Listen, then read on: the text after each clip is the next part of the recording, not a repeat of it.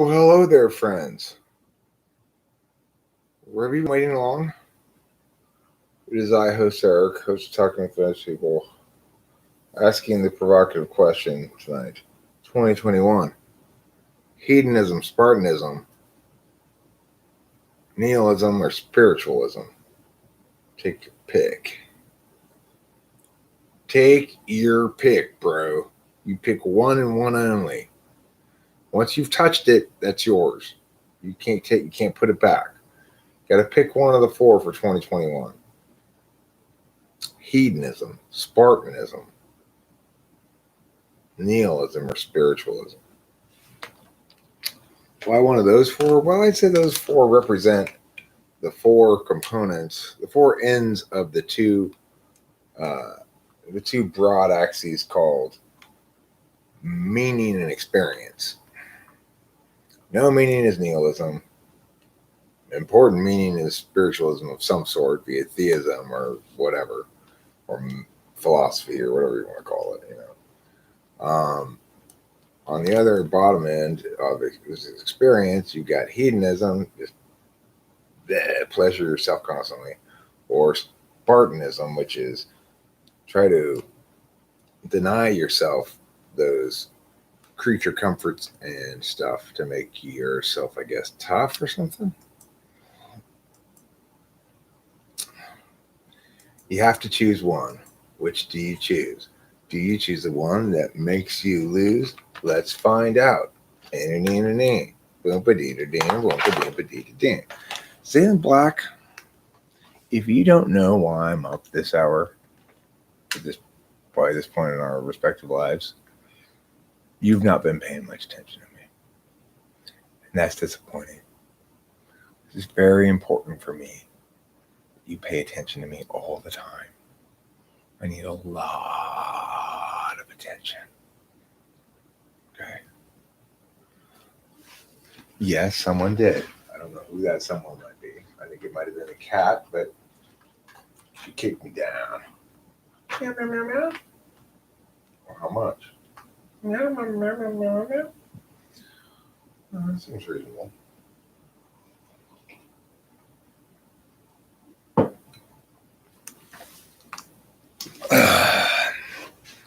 But I'm trying not to go overboard with stuff. So I'm really not taking very much of it, but I've been working on stuff. You should have been asleep 6 hours ago, lol. You're feeling rebellious. Who are you rebelling against? Yourself?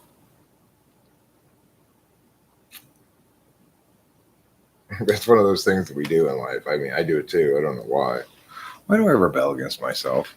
Why do I think I've set these rules for myself and then disobey them? Why just not bother setting the rule in the first place? Your stupid body. My stupid body. Welcome to My Stupid Body.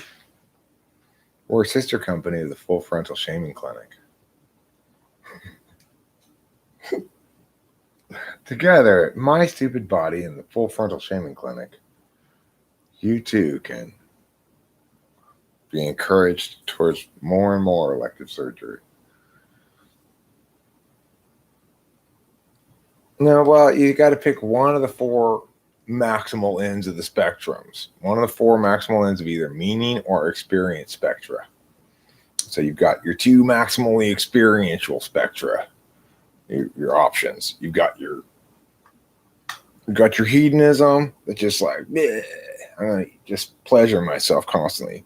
Just be eating cake, whacking off, smoking crack all at the same time.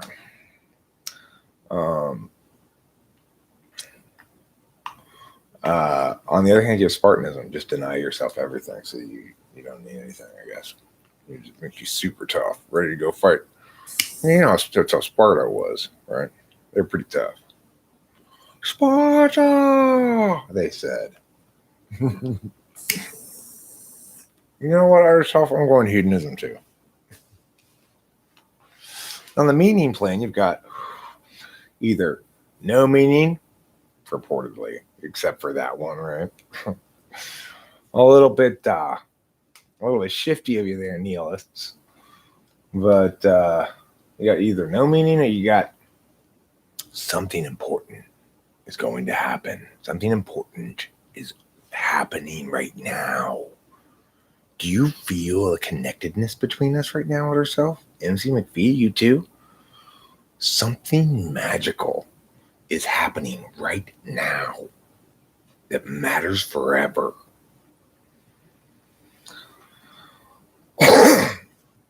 That's the high end of the meaning scale. That's what you call spiritualism or hooey.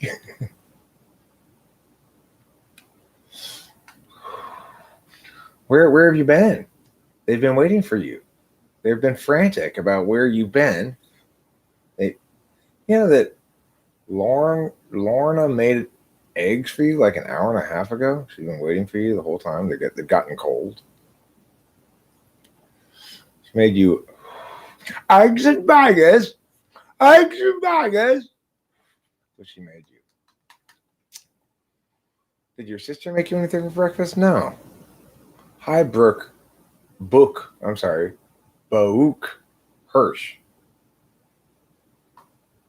I'm sorry, I called you Brooke. That's the girl's name. It's kind of a nice girl's name, actually. If I had another daughter, Brooke would not be out of the question. Or, I just mean I ditched Stream. Babbling Brook. How am I feeling about the new year? Well, Rachel and I were having a conversation earlier discussing the fact that neither of us particularly felt like actually 2020 was a bad year. It was by and large a good year. This year's gotten off to Bouch.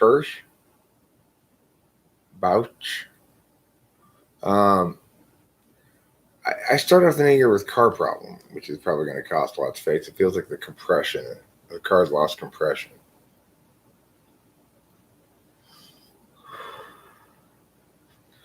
Your new kick is chocolate-covered yogurt bars and one mini Slim Jim for breakfast. Half a bag of chips for lunch and dinner, cheesy garlic bread midnight snack. No, the K is the K. Oh, so it doesn't rhyme with ouch, it's Bauk. That's what you're saying. Bauk doesn't rhyme with ouch. Bauk has the same vowel sound as ouch. Is hedonism enforceable? Can you force someone to enjoy eating a cake while whacking off and concurrently smoking crack? Don't forget about that.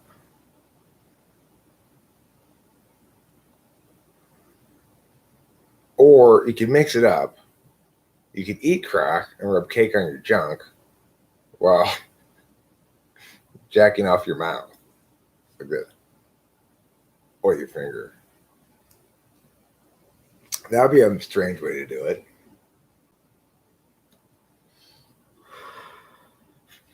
More Jew in what army, right? Depriving oneself of all of life's pleasures is every true stoicist's goal. Certainly a Spartan's goal. Because what does that make you, Morris, when you have no pleasures in life? It makes you angry. And what does that make you? It makes you a better warrior. So that when you go to fight against the Persians and the Athenians and the Trojans, then you'll be less likely to die. And remember, everything about life is about staying alive as long as you can. That's the number one rule. No matter what else we have to sacrifice, if we can save a life, it's worth it. Even if we have to sacrifice all of our dignity and purpose. Isn't that great?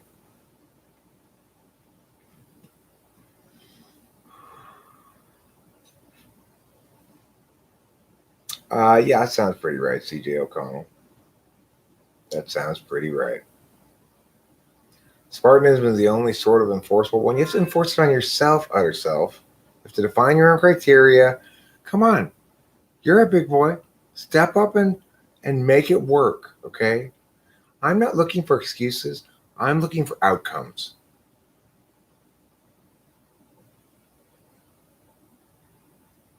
I don't care if all your limbs got chopped off. That's not the point. That's what I call an excuse. That's loser talk. I'm sure we can stick them back on.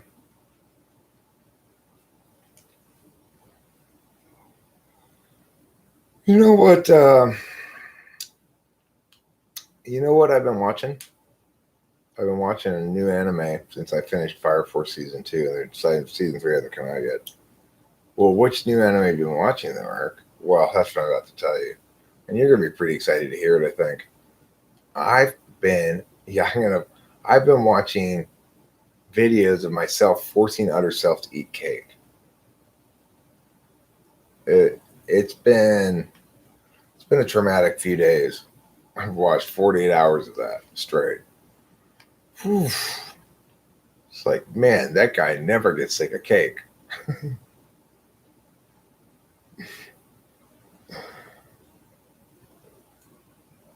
Well, CJ O'Connell, you know what gets more and more real to me these days?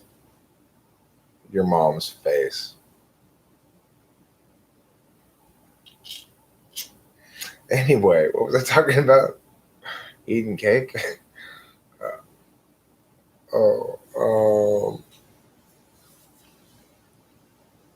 don't remember.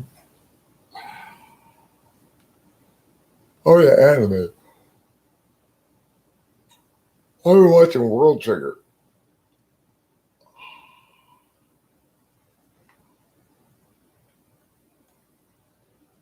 If you haven't seen it, it's quite good. It really is.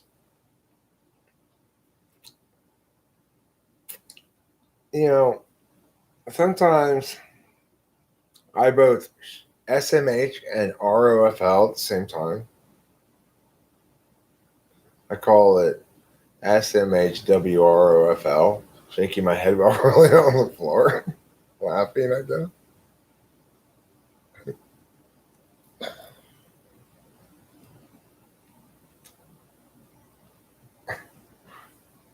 SMHWROTFU.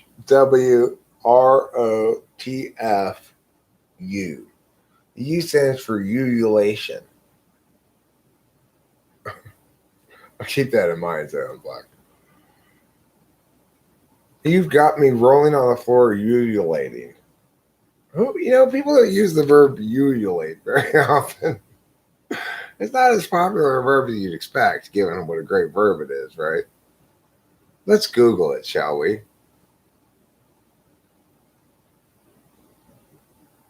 No, well, I don't typically talk about the ones that are bad because I don't watch them for very long.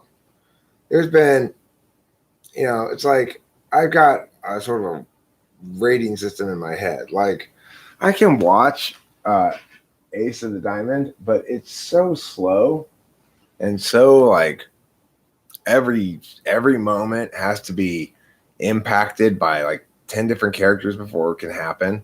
So like the guy Samamura, who's the main character in it, it's like it'll be the fourth inning and his team's down by a run or something.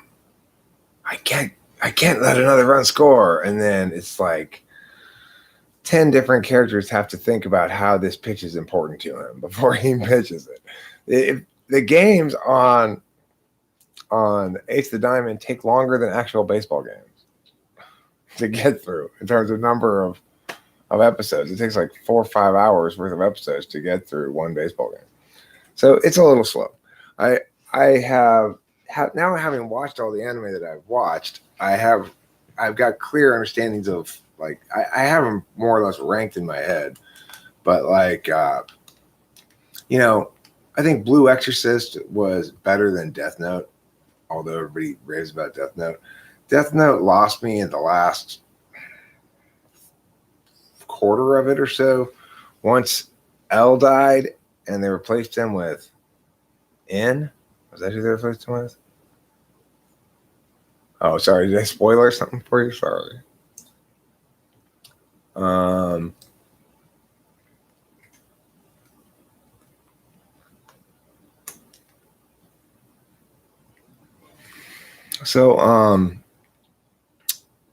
And then like Fire Force was fantastic. Fire Force is one of the best ones I've ever seen.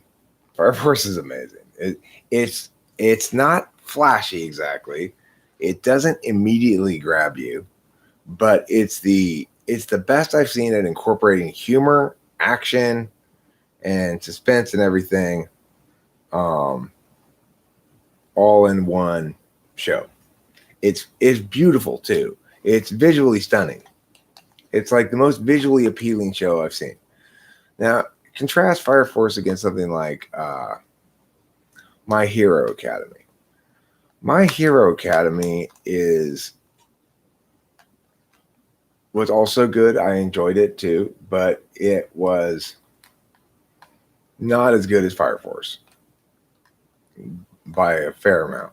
Hunter x Hunter, not nearly as good as Fire Force, although they're good. I mean, yeah, I've seen them. Like Kiki's Delivery Service and Something of the Heart. What is the other one called? I watched that one recently with Rachel. It made me cry a lot. I didn't want to watch any more FI stuff.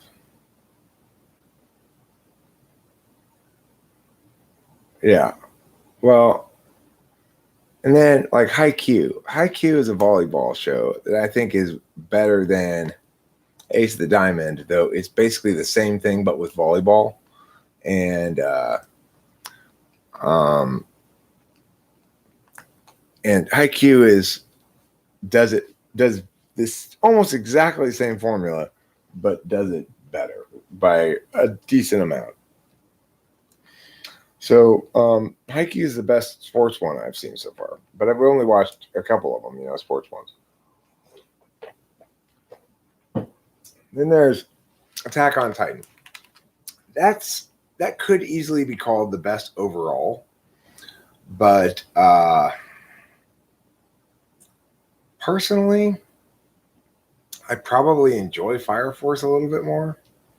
Like, having started watching the 4th season of Attack on Titan, there's a lot of, I mean, it's more of an adult pacing show. Like it's more paced like a drama. Attack on Titan is. And Fire Force is paced like a really well done action comedy. I've never had any anime make me laugh nearly as much as Fire Force does, without being a comedy. Because if you ever try to watch any Japanese comedy animes, they're terrible. You just can't watch them at all. My Neighbor Totoro is literally beautiful and also very slow. I rewatched that again recently after, I watched it with Rachel because it has some SI links to me because Delilah was really into that movie when she was a kid.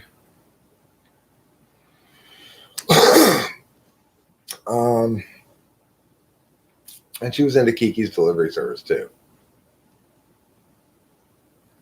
The thing is, there's all this great anime on Crunchyroll, and I've been like checking out different things. So one of the new things that is one of the Crunchyroll originals that's out right now is called Noblesse or Noblesse. I don't know how you pronounce it. That one's pretty good, but it's not as good as Fire Force, and it's not as good as Attack on Titan. I would say I really liked Blue Exorcist a lot too. So I keep coming back to that one as one of my favorites. Blue Exorcist was also very visually appealing, whereas like Hunter x Hunter is pretty meh. Hero Academy is just kind of like meh looking. The one I'm watching now, even though I like it a lot, it's not nearly as visually appealing as Fire Force, and ultimately not as good. But it's quite appealing and quite good, and it's called World Trigger. High Leaf Trimmer.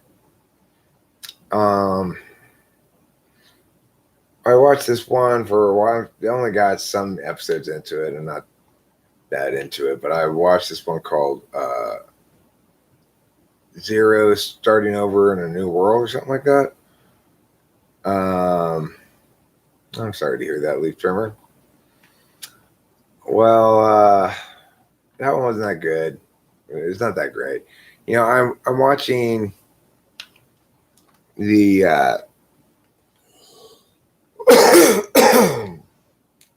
the new season of the Half Demon Girls one. I forget what it's called right now.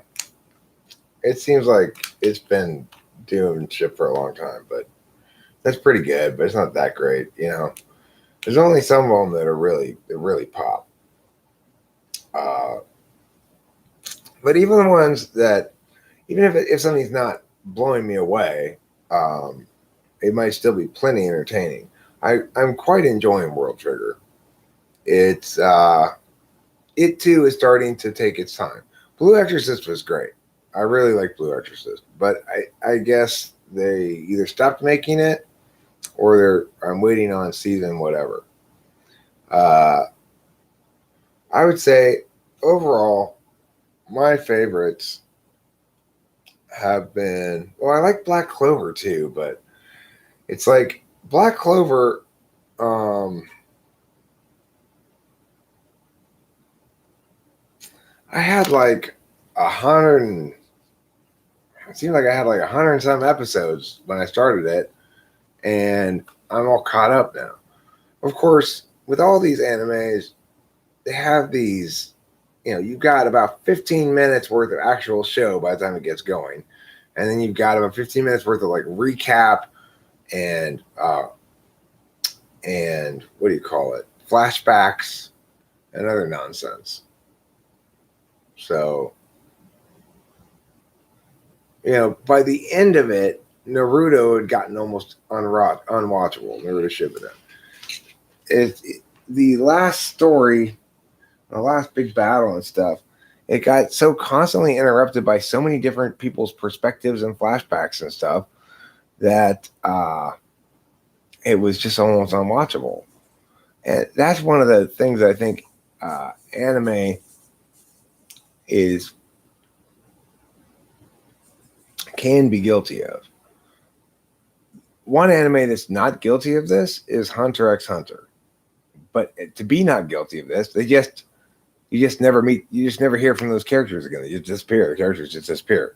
But anime has this problem where as it gets bigger and they include more characters and storylines, then they want to show how every storyline links back to every character and their motivational matrix of like, you know, my sister was killed by these monsters when I was a child, so I want revenge. But I'm learning that love is okay too. You know, like that shit. I feel like I'm swimming in interesting analysis of anime right now just from watching so much of it. I plan to make an upload a video, you know, not super long time, called Why Japanese INTPs Are Most Effective. And the basic thesis is because in Japan, people are constantly saying, I'm counting on you.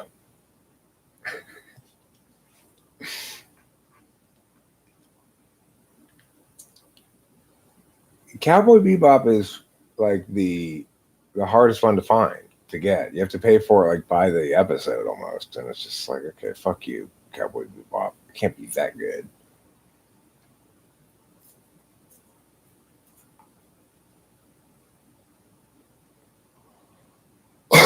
Well, I mean, if you were to sort of amalgamate into a single thing, the textbook fantasy adventure kind of anime, you'd say there's an ESFP who's got no skills and is dumb as shit, but who's got a good attitude, lots of guts, and a never say die, never quit kind of approach, right? My ninja way is never giving up. So you've got that guy, typically. And then you've got the Naruto's an ESFP. And then you've got You've got your textbook Japanese Chad. Japanese Chad is an ISTP, mostly silent. One of the elite, one of the strong elite, and then there's like, I guess you'd say,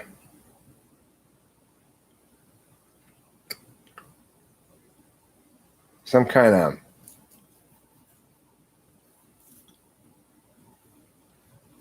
NFJ and NTP that are in the brass in some way. It's, I don't know. It's like these characters and everything. I enjoy understanding Japanese culture better, I guess.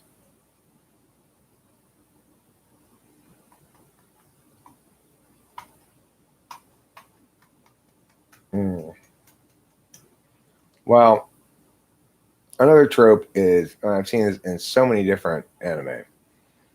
Whenever somebody's in a pickle, right, and they're about to get smashed by the bad guy or whatever, and their allies show up, their allies always say, "Sorry, I'm late," even if they were totally, especially if they're not expected to show up at all, or they've just fought this massive battle to get there, to show that like how cool they are or something.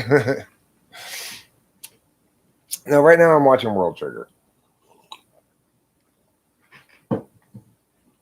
Interestingly, someone suggested to me Wolf's Rain, not available on Crunchyroll in my country, unfortunately. So I can't watch that one. I mean, there's so many things potentially to watch. But what do you have in mind? Do you have something in particular in mind? There's also there's always the timid girl who is sick of counting on others. She's just she's always a burden. She's a burden, and everyone has to save her all the time. She's gonna learn to be strong too. That girl. She's in like every anime.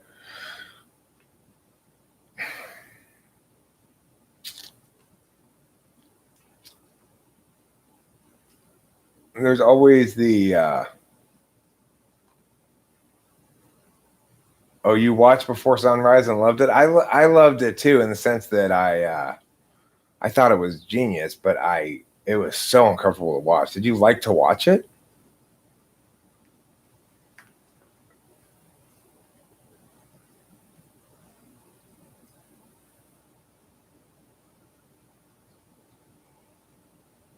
No.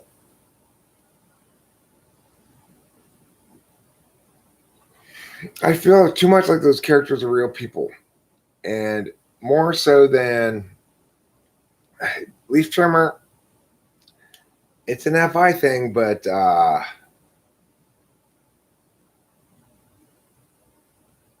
thing about it is, more than any movie I can remember, I was dragged into putting myself in the shoes of the characters. I could feel every fucking emotion they were feeling. Like I kept imagining, oh shit, I've been there. Oh, I hate that. Oh, hey, yeah, oh, how awful he must feel. Oh, I was just like in his shoes the whole time, or hers, And you just feel the significance of everything and how.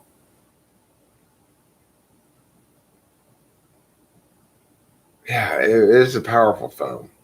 Very powerful.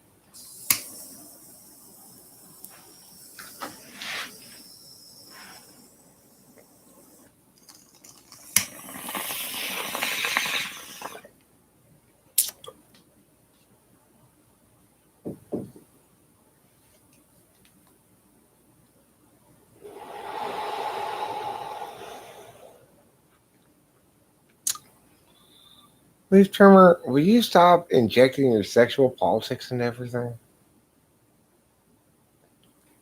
Hi, I'm Leaf Trimmer, and I have strong and frequently expressed sexual politics.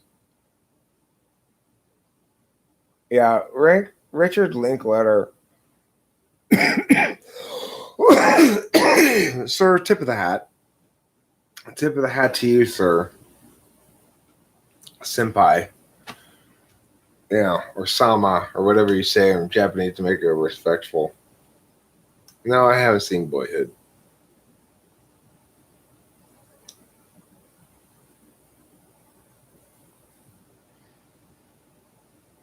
I think her name was just some chick.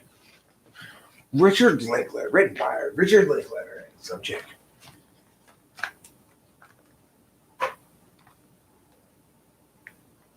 Doro Hetero. Julie Duplessis is gorgeous. Who's Julie Delpy? I don't even know who that is. Julie Delpy. I got your Boyhood right here. Boyhood. It's a gay name, that's for sure. I mean, gaff, sorry. I don't mean to get in trouble with the YouTubes. Well, I know, Leaf Trimmer, I got that. I was able to successfully deduce that part. But it's a terrible name for anything. Except, I guess, for an actual male childhood. It's delightfully intuitarted.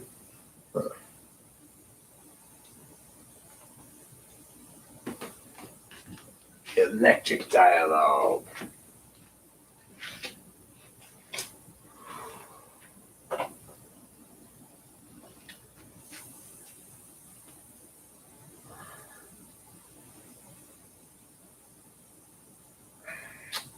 I don't hate them at all.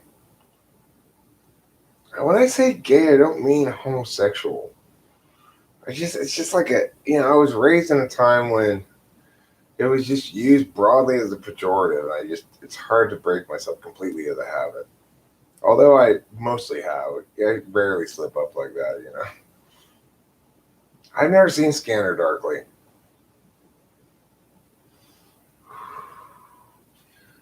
Gilatashi, Gilatashi, Gilatashi, Galatashi.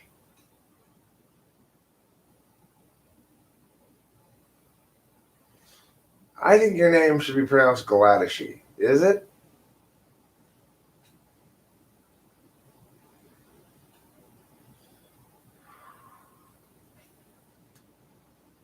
Well, I have high expectations for media. I expect it to be snappy. Like I want, and I got kind of childish tastes in a lot of ways. Um, I like cartoons a lot. I like not just anime but other cartoons, and I like superhero movies and stuff. But it's got to be extremely well done. That's the weird thing. I gotta poop.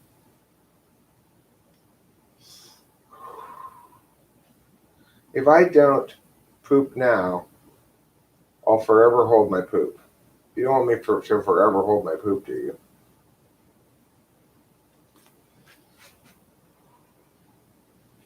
All right, so I'll be right back. Uh, Hopefully, you guys can chat among yourselves briefly.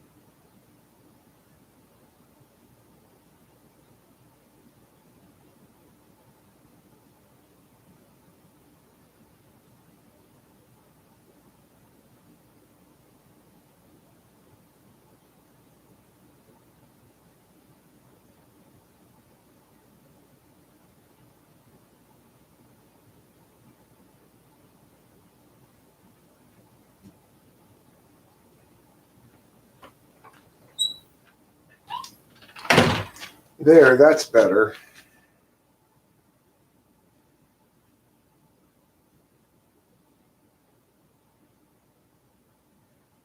Let's see what people are saying here in the Chizerizarizeret.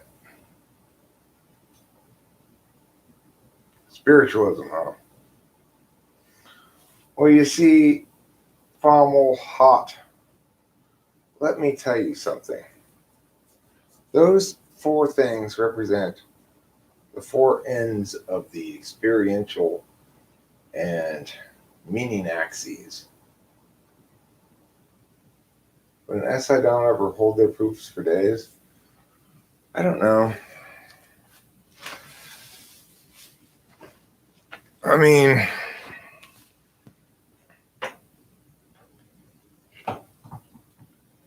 the thing is, if you're looking to make a case about anything type-wise, and you choose to look for behaviors that you think are inconsistent with a type, then you're more likely to get yourself in bad waters than good waters. Because one thing I've noticed, especially in SI users, especially high SI users, is a tendency to say, but I do this, and Mia doesn't do this. In other words, but I know myself, and I know the type descriptions. But of course, that's not a very good way to type, because it's avoiding the process question and saying maybe the process question isn't really what's significant here. Maybe it's a correlate that's more significant. And it's not, you know.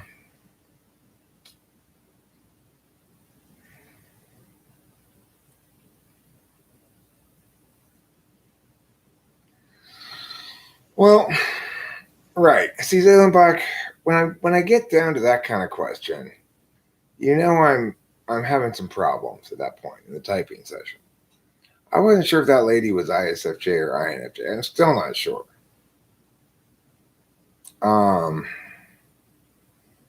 And so I was down to things that might give me a little hint here or there, but aren't really very significant. I was kind of reaching at that moment for something to give me some information. I think people who hold their pee all the time, consistently, so they have to go, ooh, I got to pee, that's typically low SI. I think pooing is much more complicated than peeing. So generally, like, I know that my poop patterns are not consistent at all, but it's not really because of my behavior or ignoring having to poop in the way that it is with peeing. You know, it's a more complicated physiological process. So I think peeing is probably, like, waiting till you have to pop before you actually get up and go pee is probably a stronger correlate with weaker SI than pooping would ever be.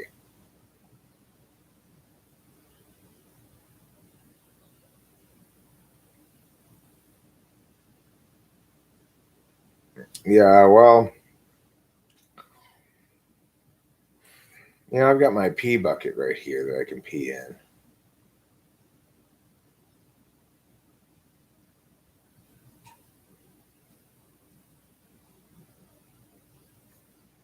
Lee Trimmer, for God's sakes, why are you so consumed with this notion that women's sexual proclivities are the problem? I've explained to you already about how I understand the link to feeling, you know, whatever you want to call it. But and some of the unfairness is implicit in the reality that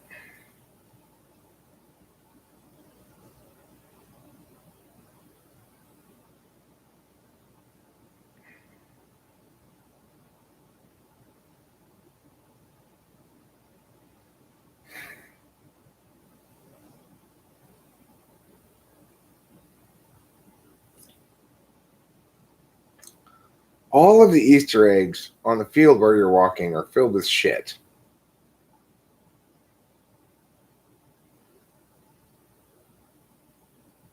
It's not anything you're saying specifically that's wrong or necessarily or whatever.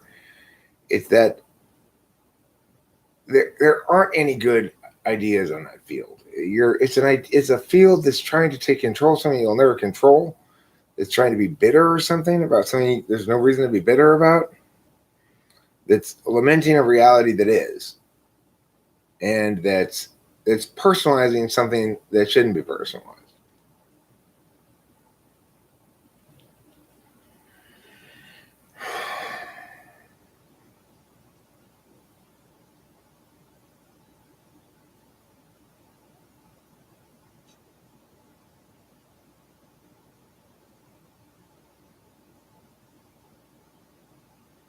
I guess it's a complicated question. I mean, the thing is, as men, we all kind of wish, I think, that hi, Katie.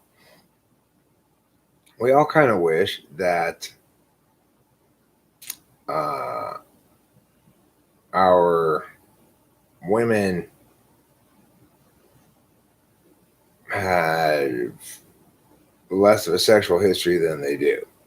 No matter how big that sexual history is, pretty much, by and large. Well, I mean, if you were to ask somebody, well, do you want to sleep with a virgin? Most people would say no, because they don't want the responsibility of the fact that this person was preserving themselves for such a long time, which is very much contrary to the norm nowadays.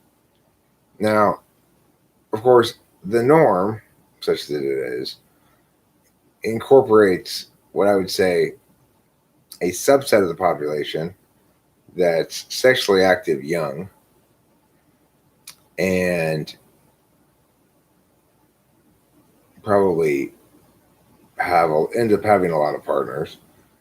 And there's another subset of the population that doesn't perceive themselves as reproductively viable and therefore sort of removes themselves from the dating scene, mostly men. And there's a very small sliver of the population that's really trying to adhere to community expectations, be they Christian or Muslim or whatever, in the United States anyway. There's a small segment of the population. If you go to an Islamic country, obviously, probably most of the women are virgins when they get married, and probably most of the men are too, I would guess. But and is that a good thing? Well, probably not, frankly. Probably not.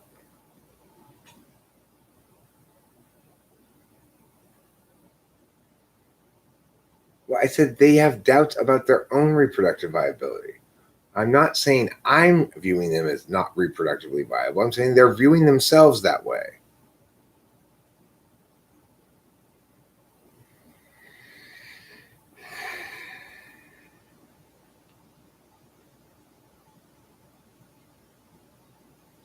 I mean, the thing is, marriage, from what I understand, people are subject to one of two kinds of jealousy typically. Either sexual jealousy or emotional jealousy, and typically not both.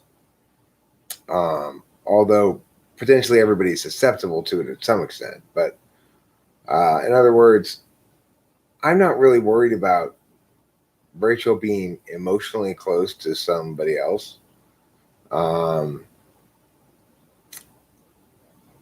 I don't want her to keep secrets and stuff, but most of us are conservative, Eric, but most men here aren't. They get away with it because they are men. They get away. Where are you? Are you in the? They get away with what?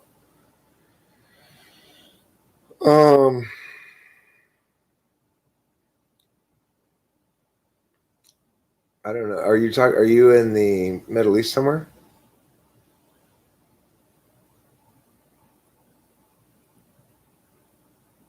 Oh, okay, cool. So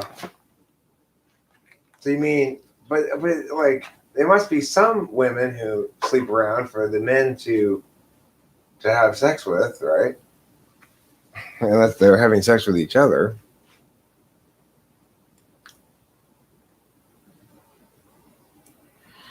Well, yeah, okay. So I do want to talk about emotional cheating.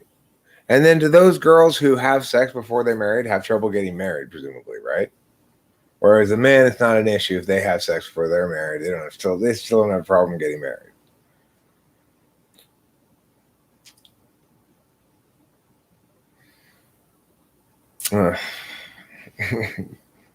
That's see, it's like that's the reality that you engender if you try to impose some sort of bullshit. Anyway,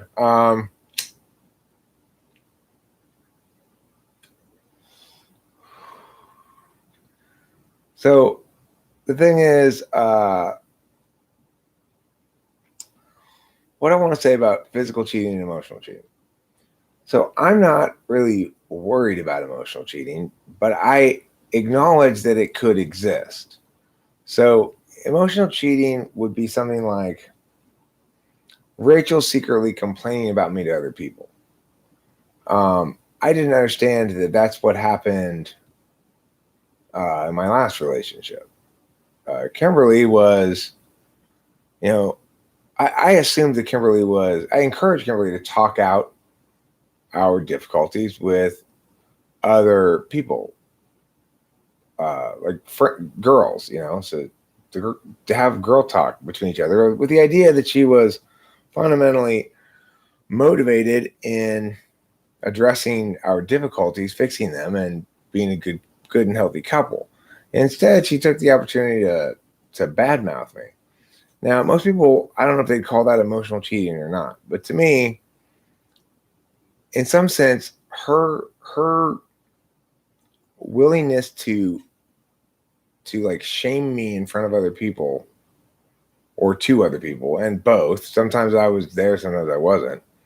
Was ultimately it was an incredible betrayal, And it took me a while to recognize just how much of a betrayal it was because it's just an FI thing.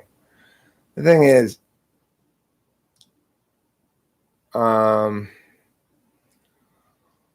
well, leaf trimmer, that's not necessarily the case, and there's different kinds of women.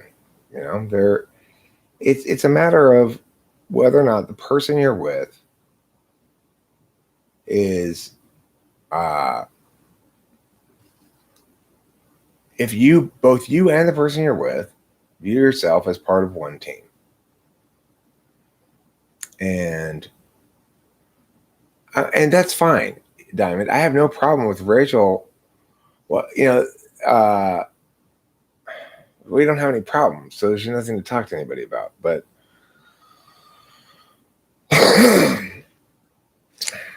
the thing is, she does talk to people. I assume that when she's talking to people, that to the extent that she's talking about me, she's saying good things. I've never heard her say anything negative about me to anybody.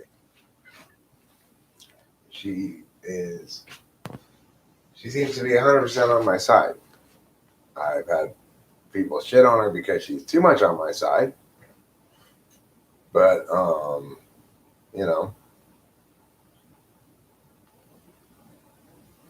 I don't worry about her talking things out. If I was in my last relationship, Diamond, I was with somebody who had BPD. So she was quite abusive to me.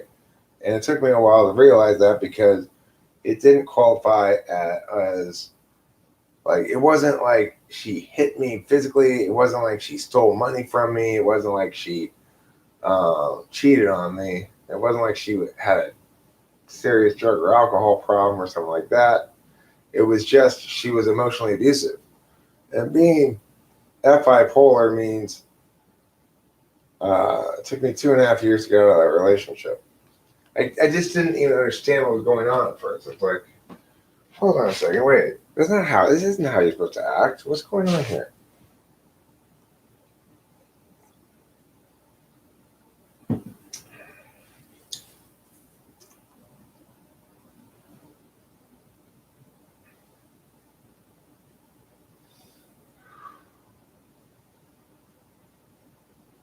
I have to get my car fixed. Talk about a bummer. It's going to be expensive too.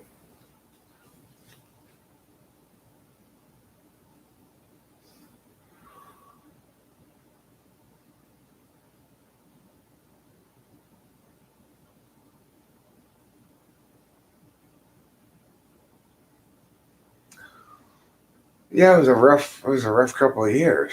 My current relationship is the polar opposite of it. Rachel and I both bend over backwards to make sure the other person is happy. How do you transliterate it? Other self? Yeah, transliterate it.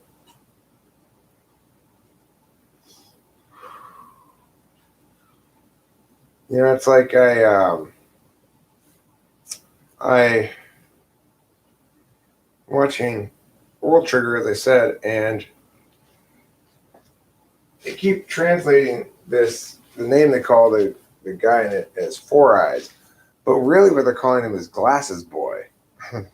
I've determined to sweep the dust out of the house. Oh, I see. Airing your dirty laundry. It's called airing your dirty laundry in English.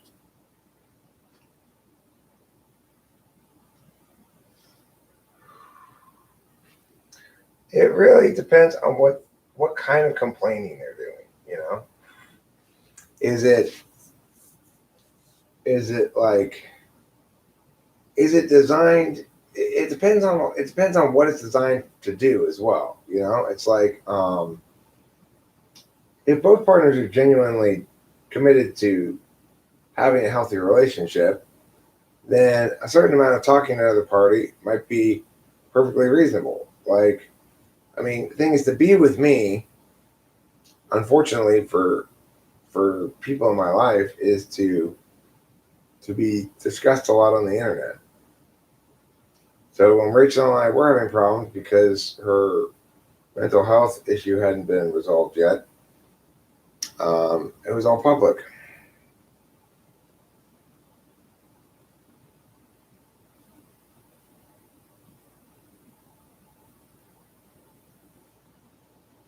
And when Kimberly and I were having problems and she was treating me like shit, it was all public. And half the people were telling me this woman's toxic, horrible to you, you need to not be with her, etc. And half the people she had basically sold them on her, you know. I mean, I try to get rid of the toxic ones nowadays. I used to have a higher tolerance for bullshit, but when somebody starts making the environment to implode, I just boot their ass, you know. I usually time them out a few times, give them a chance, but I understand how important it is for people to meaningfully have a place where they can have conversations and not just be subject to provocation and baiting and bullshit, you know?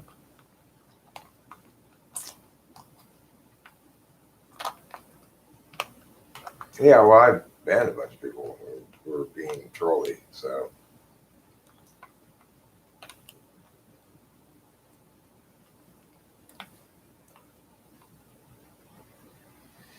I think I'm going to play a song on the guitar now.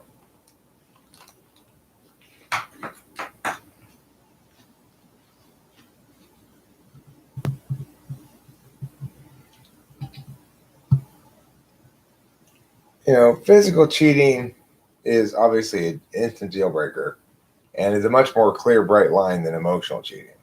Emotional cheating, like how much emotional connection is too much? Can you emotionally cheat with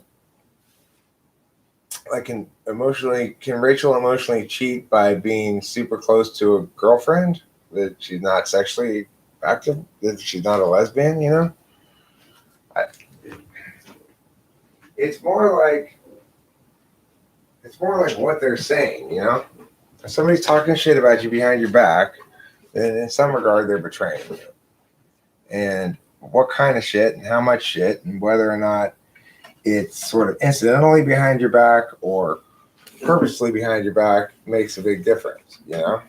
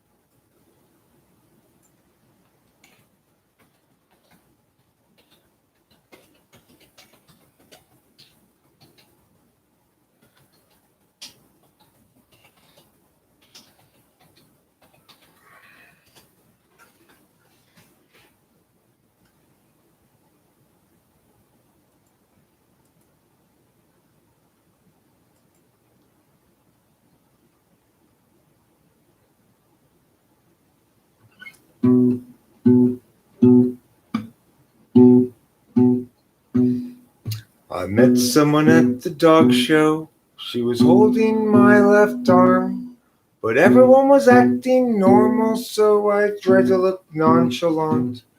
We both said, I really love you. The Shriners loaned us cars.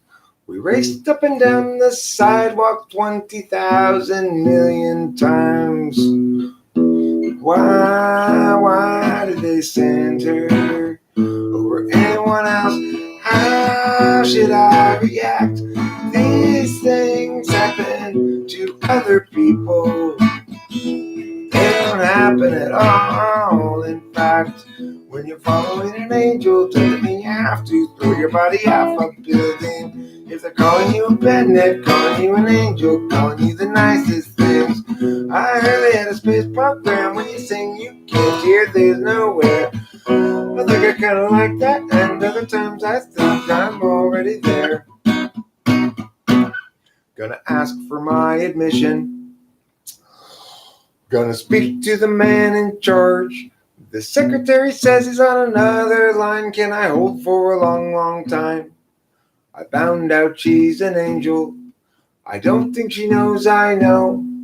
I'm worried that something might happen to me if anyone ever finds out. Why did they send her over anyone else? How should I react? These things happen to other people. They don't happen at all. In fact, when you're following an angel, doesn't mean you have to throw your body off a building. Then you're calling you an angel, calling you an angel, calling you the nicest thing. I heard they had a space program. When you sing, you can't hear, there's nowhere. Sometimes like that, and other times I think I'm already there.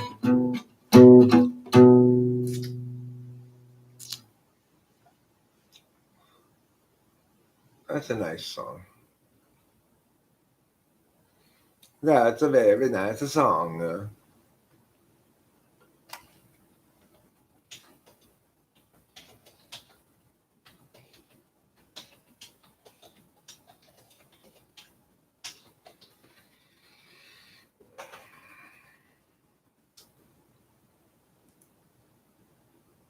Song was by They Might Be Giants.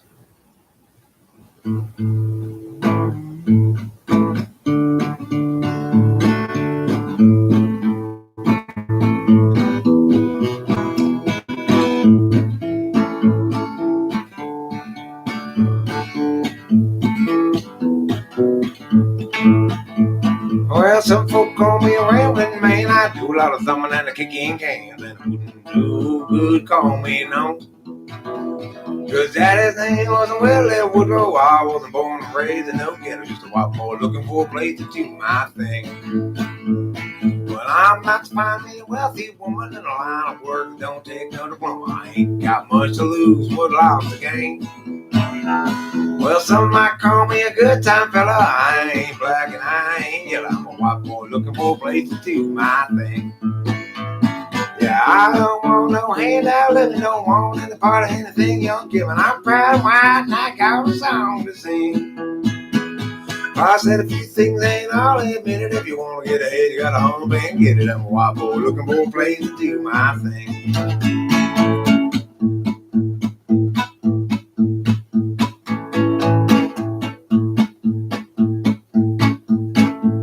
Yeah, I'm a small town boy and around a little, and I like guitars and I like the fiddle, and that's the kind of soul takes to fan my flame. I'm a blue-white bill, I got it ready. I gotta work somebody. I'm a white boy looking for a place to do my thing. Yeah, I don't want no handout living, don't want any part of anything they're giving, cause I'm proud and white and I got a song to sing. Well, I said a few things ain't all admitted, but I wanna get ahead, you gotta hump and get it. I'm a white boy looking for a place to do my thing. I'm just a white boy looking for a place to do my thing. Probably not a lot of people willing to cover that song anymore. One of the advantages, of course, of being transracial is I'm immune to being accused of racism. That's a great song, isn't it? By Merle Haggard. Oh, I'm in the back house. Rachel's in the main house.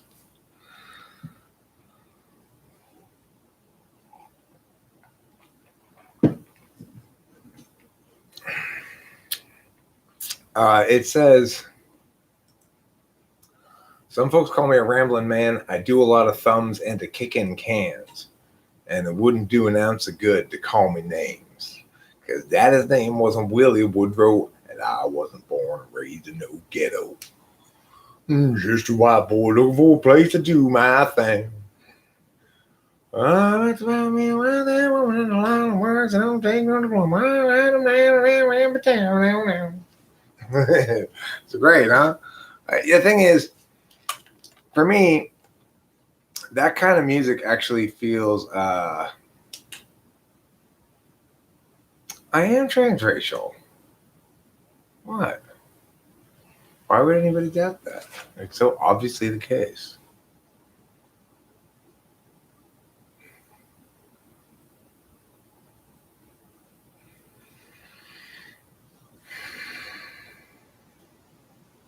You mean just sort of go through current issues and say what the correct position is based on all the arguments?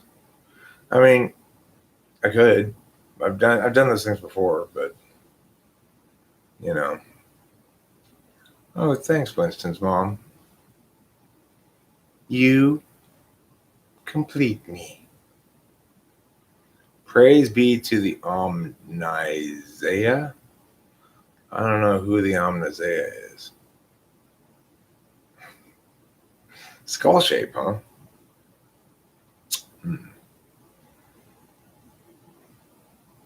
I could have sworn it was penis shape. I guess I was wrong. Have I heard the Enneagram playlist? No.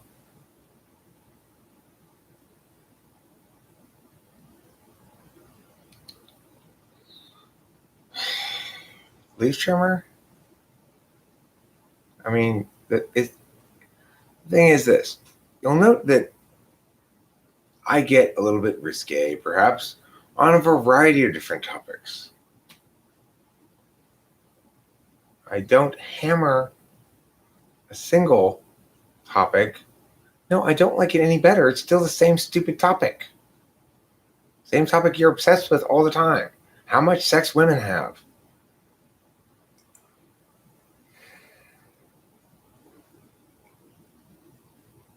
You know, it's silly, it's boring, it's counterproductive, whatever it is you think you're trying to accomplish with it. It's justified by a religion, I guess, purportedly, but I'm not really buying that. I don't think anybody's really buying that.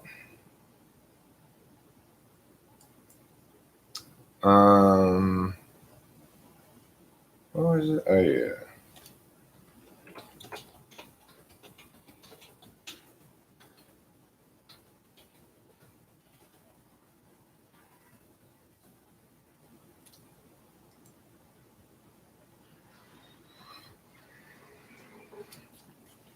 Here's another country favorite.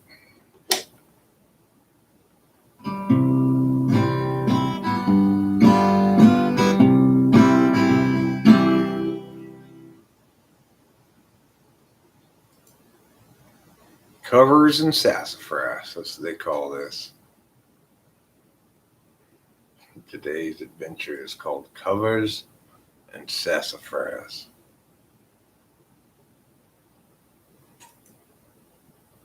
No. Nah, bro, nah. Nah, bro. No way. Just don't be like that. You know, that's what I'm saying. Just don't be like that, and then we won't have this problem. Nah, bro. No way, bro. No. You're not listening to me. I said no. I said no way, bro. No way. But bro wasn't listening to me. What are you going to do when that happens? Here we go. Here's another country favorite. Old time country favorite. Just like Jimmy Dean brand breakfast sausage is an old time country favorite. If you've not tried Jimmy Dean brand breakfast sausage, you're missing out. It's a world champion of majesty, as they say, in the breakfast sausage arena, which, you know, I think broadly is under talked about, for sure, underappreciated perhaps as well. Here we go. This is the country song I was going to play for you.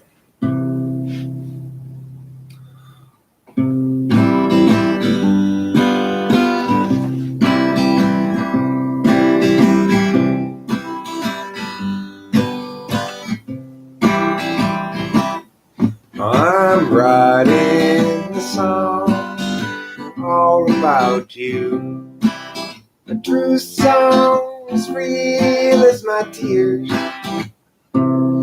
But you've no need to fear it. No one will hear it. Sad songs and waltzes aren't selling this year. I'll tell all about how you cheated. I'd like for the whole world to hear. I'd like to get even with you 'cause you're leaving. And sad songs and waltzes aren't selling this year. It's a good thing that I'm not a star. You don't know how lucky you are. But though my records may say it, no one will play it. Sad songs and waltzes aren't selling this year. It's a good thing that I'm not a star. You don't know how lucky you are. Though my record may say it, no one will play it. Sad songs and waltzes aren't selling this year.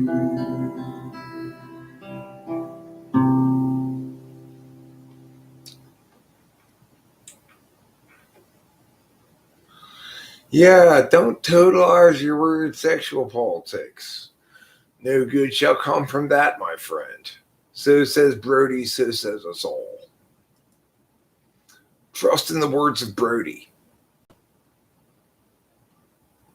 You've got to trust in the words of Brody. Thanks, Alex Rodriguez. Thank you. Let's see if I can find another song that everyone will enjoy.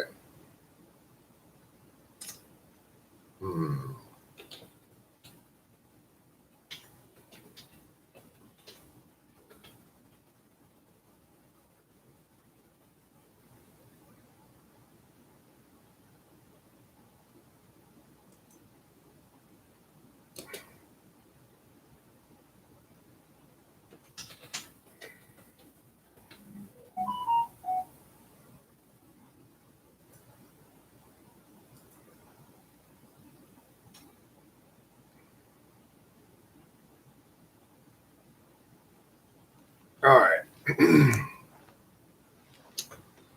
Let's try this little song here.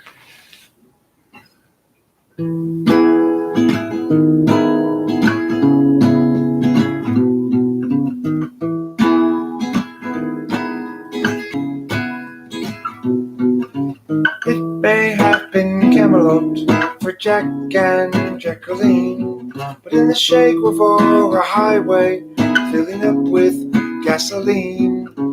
Fidel Castro's brother's paws, a rich lady who's crying over luxury's disappointment. So he walks over and he's trying to sympathize with her, but he thinks that he should warn her. The third world is just around the corner.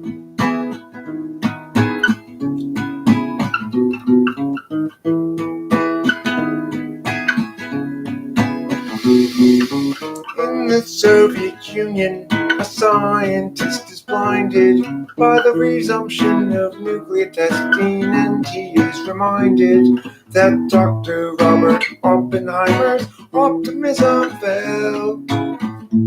The first hurdle.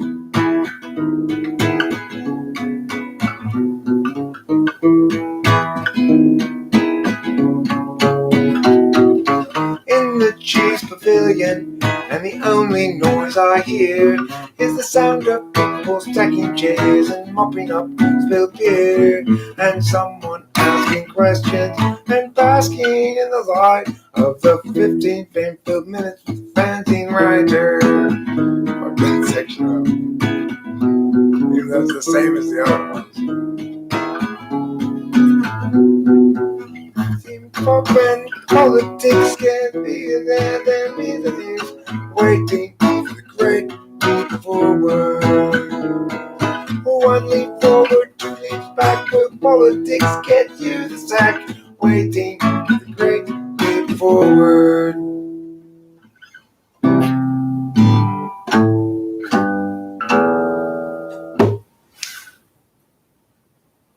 Now that's a nice communist song by Billy Bragg. If you're into communist music, you might enjoy that song. With a good ratio of hedonism, Spartanism, Nihilism, and Spiritualism, 1/4 of every lightly stirred. Well, I mean, you'd have to spend about 3 hours a day doing each. Like to just jump between the three. Start off the day with a bunch of like drugs and alcohol. And then you go clean and sober for 3 hours. Hopefully your high will still be continuing while you're during that period. Then you start thinking everything's shit. And at the end of the day, you go, that was a bad idea. God, please help me not do that again tomorrow. Repeat. Right?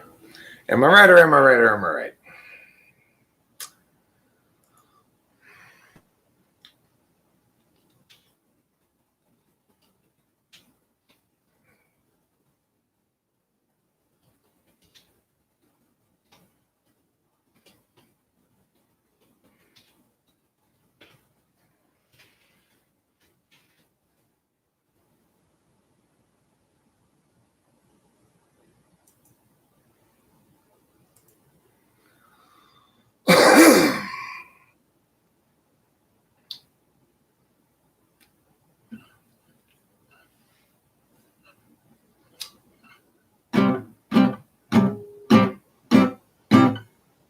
Me? No, I'm not pro-communism. I just like Billy Bragg's songs. I think he's got some good songs, you know.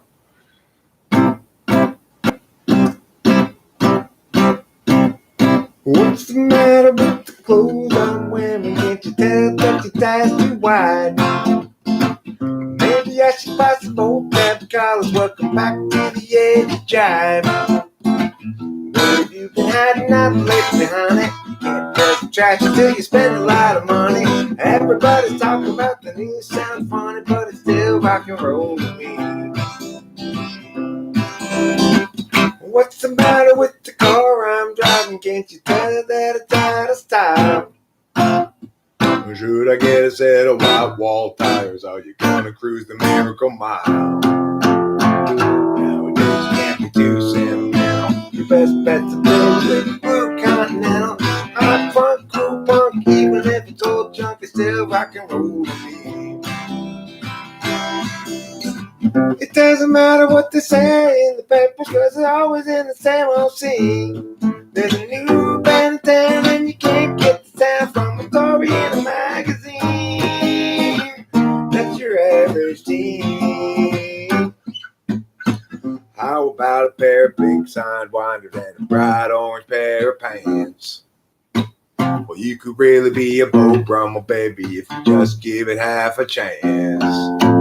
Money on a new pad of speakers and back more mileage from a new pair of sneakers, and the next phase, new wave dance craze, way still rock and roll.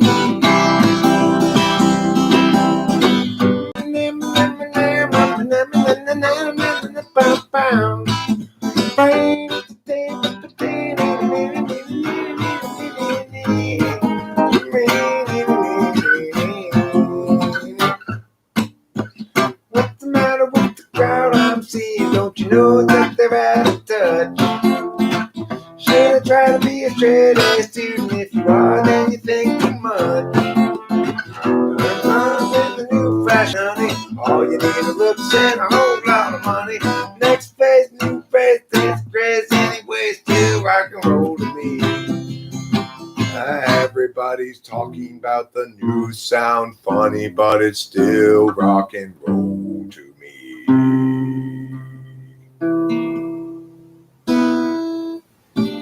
I didn't forget them. They're up on the screen here, but to get it, it's kind of small to get it to fit in one page, I guess. Kind of have to lean into the squint at it a little bit occasionally.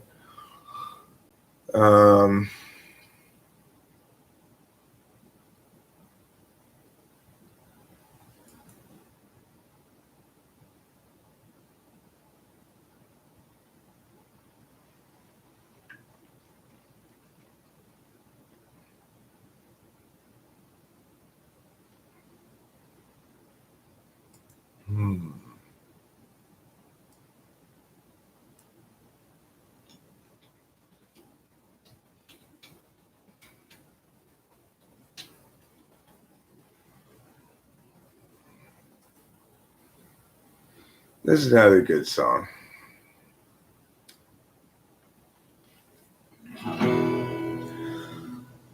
And there's a girl with a crown and a scepter who's on WLSD. And she says that the scene isn't what it's been, and she's thinking of going home. That it's old and it's totally over now, and it's old and it's over now, and it's over now. I can see myself at the end of the tour when the road disappears.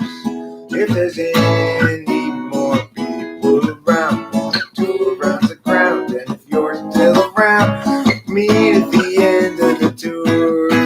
The engagements are booked through the end of the world, so we'll meet at the end of the tour. Never apart since the day we met out on Interstate 91. Here with band metal, you were flaming wreck, and we kissed at the overpass. I was sailing along and the people driving themselves to distraction inside me. Then came a knock at the door, which was our picture abruptly changed.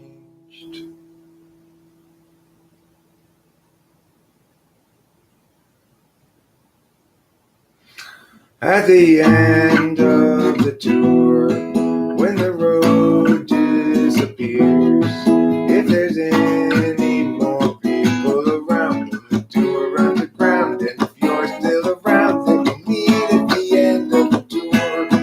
The engagements are booked through the end of the world, so we'll meet at the end of the tour. And we're never gonna tour again. Fucked at the end of it. And we're never gonna tour again. And we're never gonna tour again. It's because I can. It had to scroll down again. You know, it's the problem. This whole scroll down thing that you're going on. That's another They Might Be Giants song. I did play. I mean, I did listen to a lot of They Might Be Giants when I was younger. They do have a lot of good songs. Um,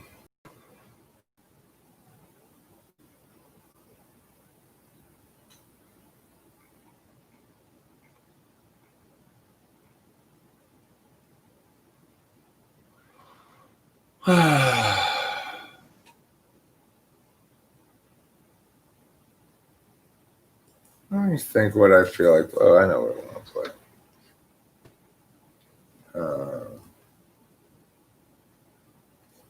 What's this song called?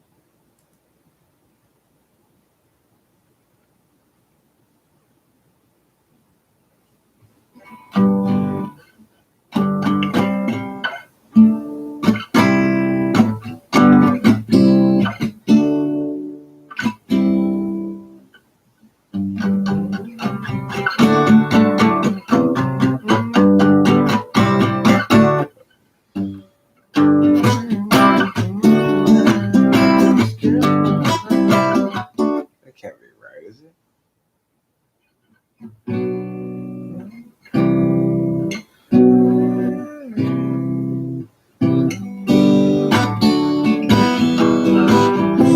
Let me see, play it like that.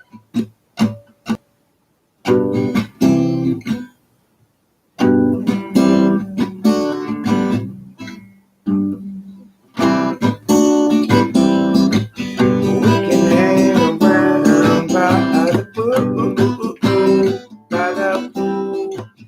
Did your mom get back from her business trip? Business trip. Is she there, or is she giving a slip? Little boy I used to be.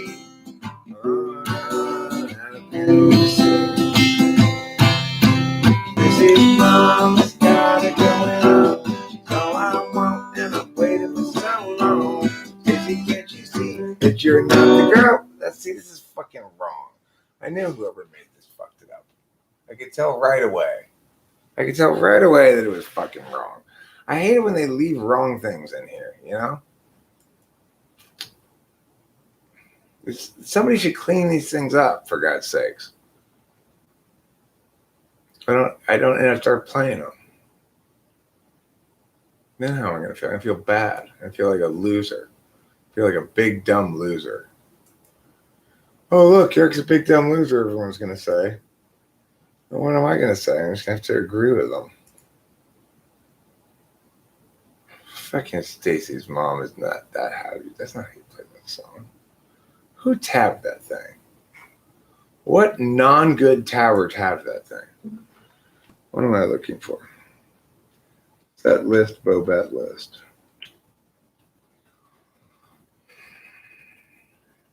You know what that song makes me? That whole experience right there, what it makes me so sad for me. That's what it makes me. It makes me so sad for me.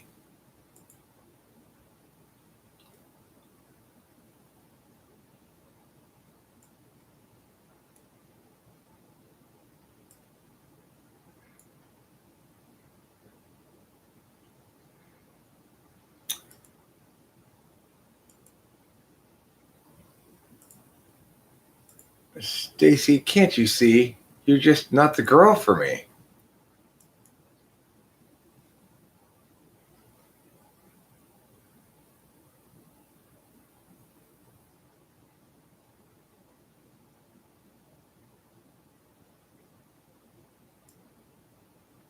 All right, well, this one I'll be able to play fine.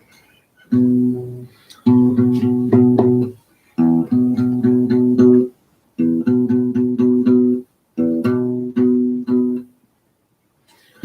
brooding here won't do any good, but brooding's more and more my style.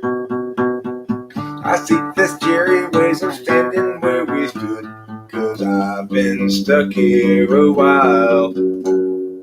And that's despite a natural selfishness that makes it easy to have fun. But flutters in the gut become a fist as all my visions come undone. I tried to stream distracting during the afternoon away, but happy new reality seems breaking every day, and for a bit I am out of it. Reason still unsaid, but still I need expectorate. Words inside my head. It seems like everybody's so sensitive and ready to just get mad. I seek the civil ways of living like a kid, 'cause who wants to be the dad? Life by a sense of scope and scale, or our ability to laugh. A sense to know when not to wail, and when to tip a golden calf. I tried to turn distractions during the afternoon away, but heavy new realities bear down on every day, and for a bit I am out of it. The reason still unsaid, but still I need expectorate. Words inside my head, and so I'm sad, sad for me, sad for her, unhappily. What you call sorrow, I call home. Blues that sing clear down to the bone. Yeah, so I'm sad, so sad for me, sad for her, unhappily. And what you call sorrow, I call home. Blues that sing clear down the bone.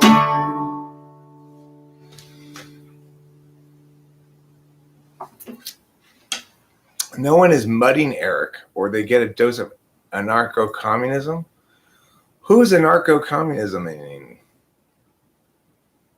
Not me. I'm not anarcho-communisting. Who keeps bothering me on my phone? Somebody does. Let's find out what's going on here with this hullabaloo. Let's see.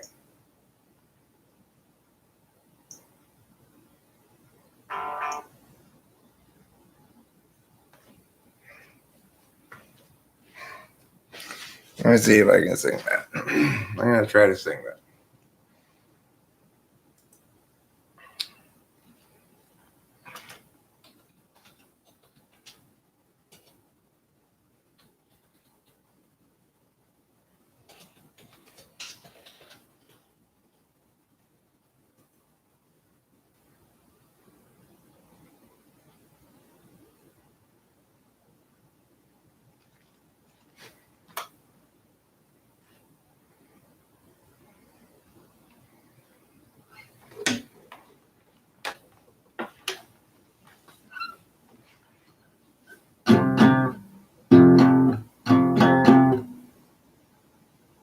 Our third fret.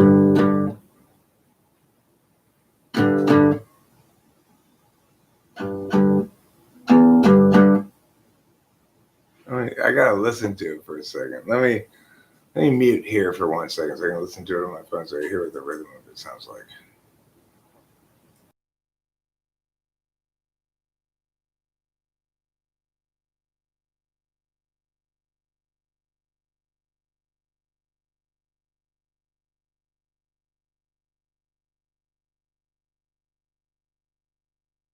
That's how it goes.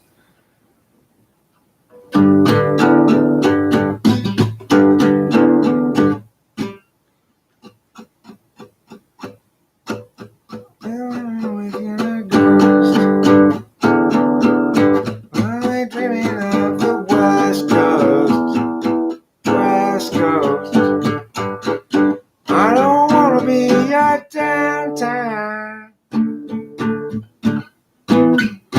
I don't wanna be a stupid guy. This is too hard for me to play. I don't know the song well enough. I kind of know it, but I don't know it well enough, you know? I listened to it a long ass time ago. I can't play that song. It's too much, it has too much rhythm to it that I don't know, I guess you could say.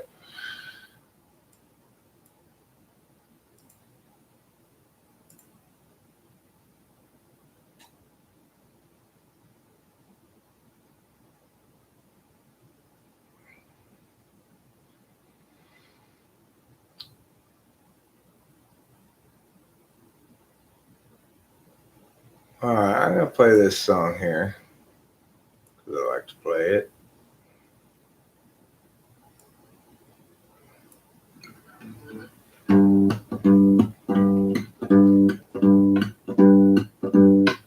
Well, Sam has a story that need be told. This is a song for an open road, and such a thing must always do its job. She married up Jeb, turned 19, 4 years in, 3 kids, weary now and questioning agency out of business discretion, locking in our courses, way too young. The urgency conferred is really just pressure, making sure those underneath them always run. They'll get 20, stop bourbon fun, likewise they'll get 21, and so forth, well up into middle age. One set seemed to set him free, became his whole identity. Now Doug's about another drunken rage. Agency out, business discretion, locking in our courses, way too young. The urgency conferred is really just a pressure, offer you incentives, but they haven't got a thing that's fun. Everybody's panicked about the kids. Ooh ah, lock 'em up with extra dexedrine. Ooh ah, mathematics to impose success, or impose more on just the rest. Agency out, business discretion, locked in our courses, way too young. Significance is really just projection. They'll offer you incentives, but they haven't got a thing that's fun. Without consent, it's really just oppression by parasites surviving on their wages earned by lying. Well, they feed their fear of dying. Yeah, they feed upon the futures of the young.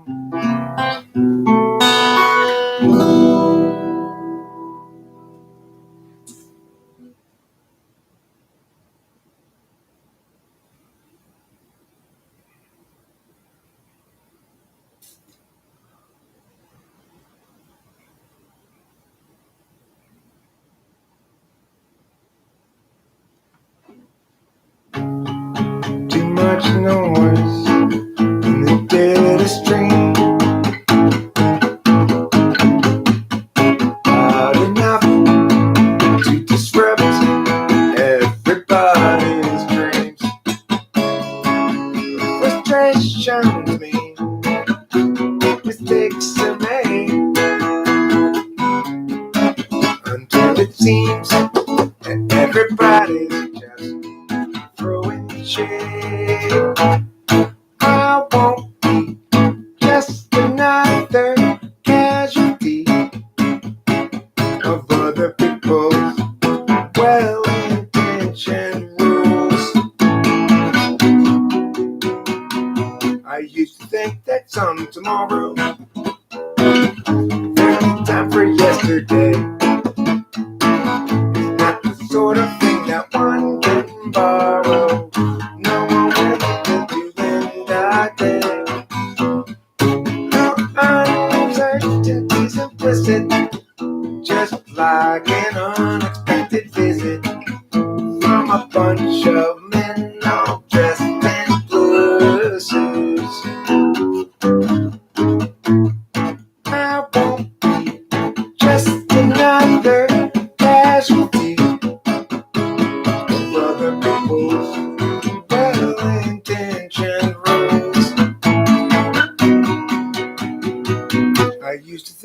get some tomorrow.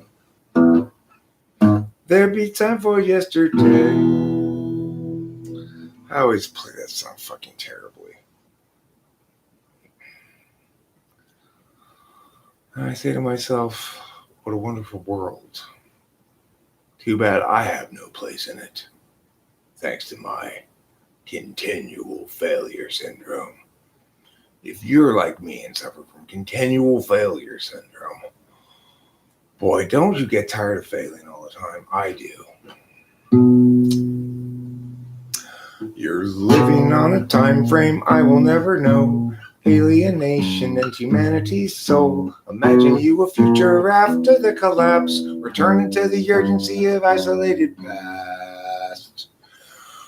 Picturing community free of metaphysics. You're hunting buffalo while you're picking red delicious. Knowledge of the seasons, wisdoms of old. Fires blazing in the night to keep away the cold. Hostility is kept at bay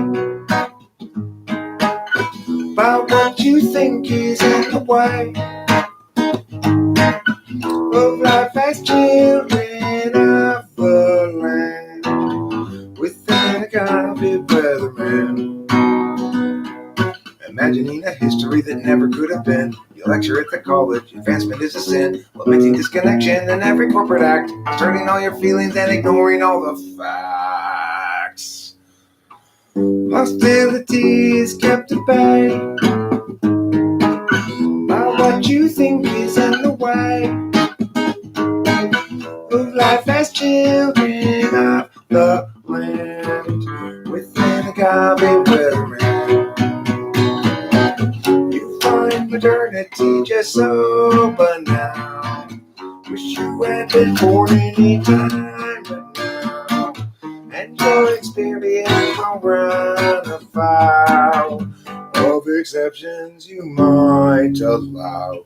You visualize nobility sipping on some port, or tribes of peaceful savages in beautiful comport. But few of history's people ever thusly did cavort, 'cause life was solitary, nasty, brutish, poor, and short. Hostility is kept at bay. Hostility is kept at bay by what you think is in the way of life as children of the land, within a godly weatherman. Within a godly weatherman. So says I, so says everyone. And so the resolution is passed. We shall from now on have been a godly weatherman. Congratulations.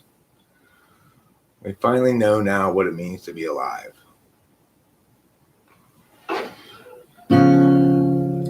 Gerald has a thought.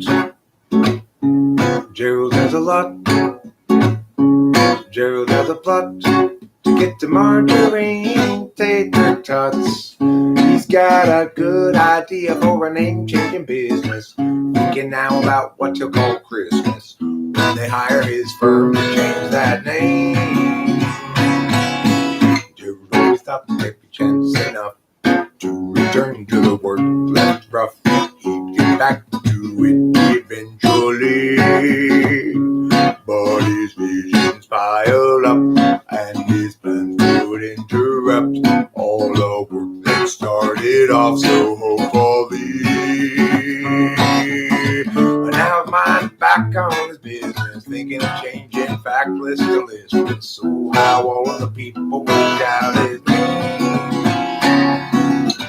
And Gerald knows he understands ever more clearly now. He won't provide explanation regarding the why, the how. He'll see you and know you from inside your heart. Exciting, delighting, Gerald plays his part. But Gerald still knew there's too much to do. He had dropped time in the underview. Too much to read, but so where now and what? Too much time spent picking the skew with you. So Gerald has a thought.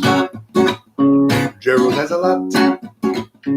Gerald has a plot to get the margarine's tasty spots. She's got a good idea for an ancient business, thinking now about what he'll call Christmas. When they hire his firm to change that name, Jules has a thought.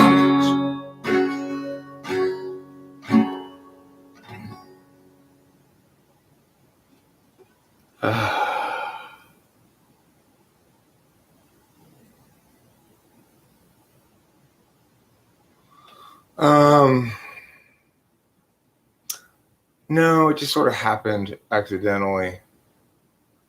It happened because, remember, I didn't know the chords of the guitar because I tried to play something like on a cover, like it's chords and lyrics or something, and then you're seeing early morning right now. It's late night. I mean, for me, it's a little bit of everything.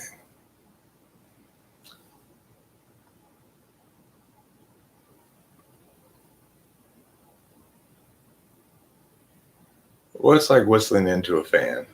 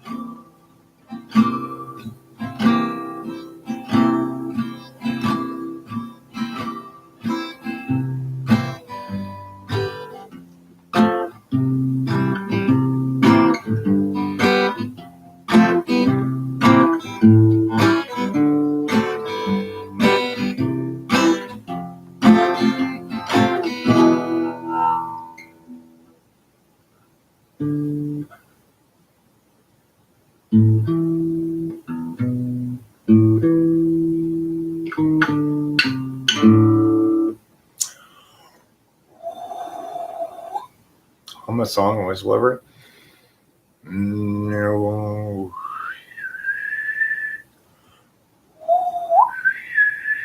I can't hum and whistle at the same time, I don't think.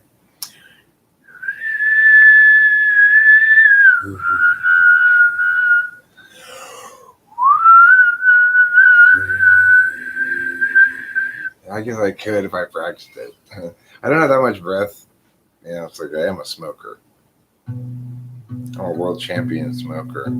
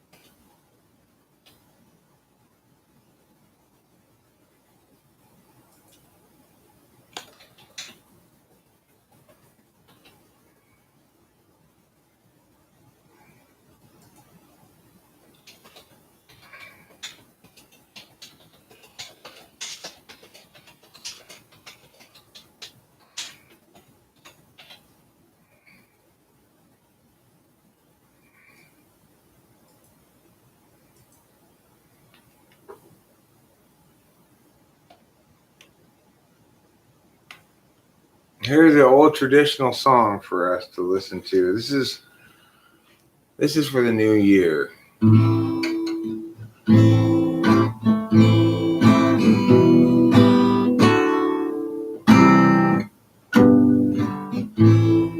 My name is Death and I excel. I can open the gates to heaven or hell. Cast aside the flesh of thee. Cast aside and set you free. Oh, death. Oh, death. Can't you spare me over to another year? I lock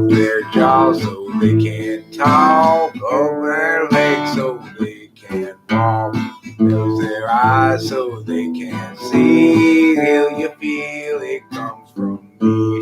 Oh, death. Oh, death. Can't you spare me over for another year? Boom, boom, boom.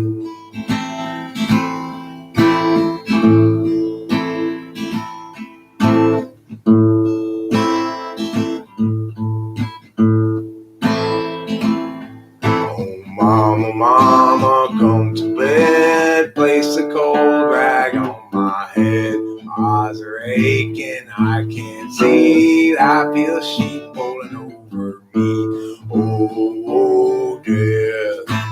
Oh, death. Can't you spare me over till another year?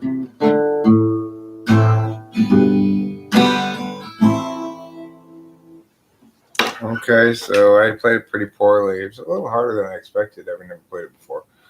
But there you have it. Oh, death. Oh, death. Won't you spare me over for another year? Won't you spare me over for another year? It's a good question. Nobody really knows the answer to it.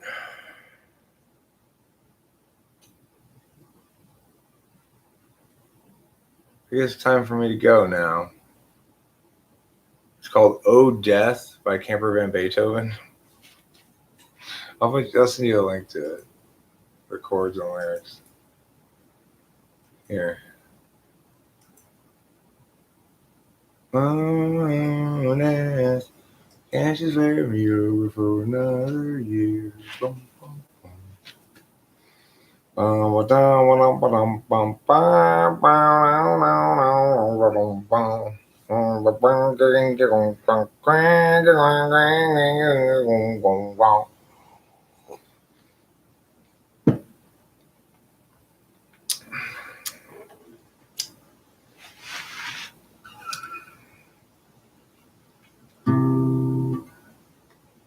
Before you say goodbye, before you say goodbye, before you say goodbye, say, hey, I'm about to say goodbye. You'll surprise everyone and they won't be delighted. They'll be quite uninspired by your disappearing eyes.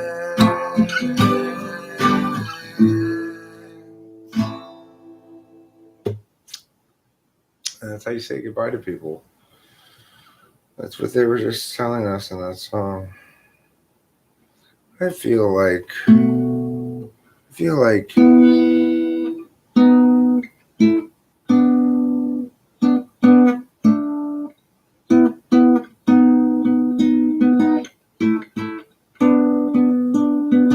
yeah, I feel like I've had enough.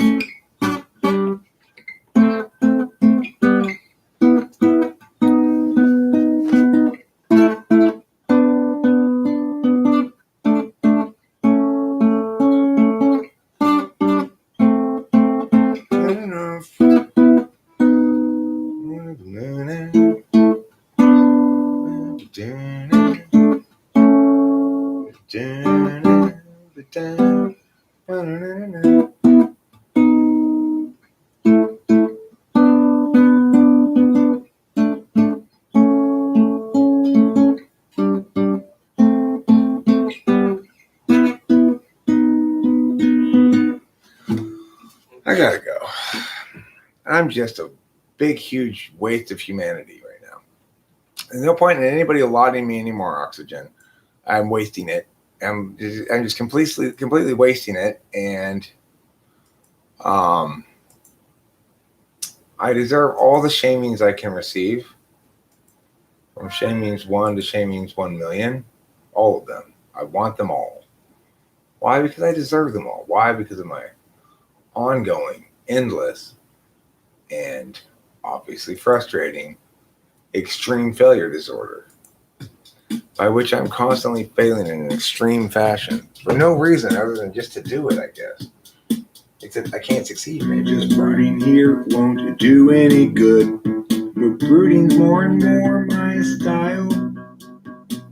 I seek the cheery ways of standing where we stood, 'cause I've been stuck here a while.